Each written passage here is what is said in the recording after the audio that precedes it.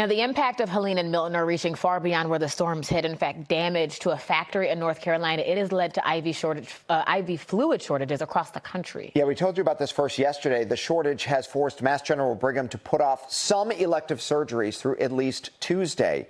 NBC 10's Aaron Logan has more. It's unclear how many surgeries will be put on hold as a result of this shortage, but a hospital spokesperson says they had to act accordingly. Hospitals across the nation are doing the same. The nation's largest supplier of IV fluids in bad shape after Hurricane Helene's devastating effects in North Carolina. Baxter, the manufacturer, says it stopped the production of critical IV fluids and limiting how much facilities can order.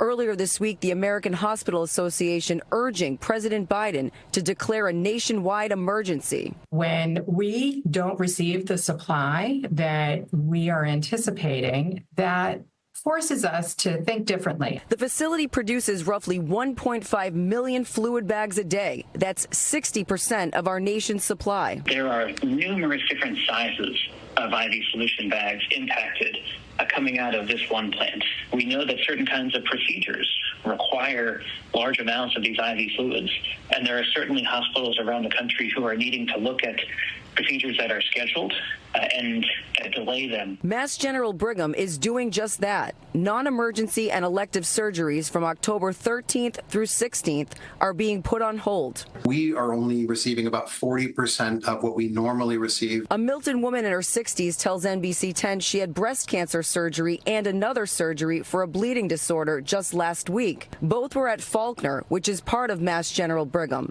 She's relieved she wasn't impacted and feels for those who are. She said in a statement, quote, "Essentials like IV fluids should be produced at multiple facilities spread out across the country. We've had similar problems with drug shortages when facilities are damaged or contaminated." We've been messaging to our nurses, to our physicians. We want people to find alternatives or to eliminate waste. Baxter, the manufacturer, tells NBC News they're increasing production at other sites globally.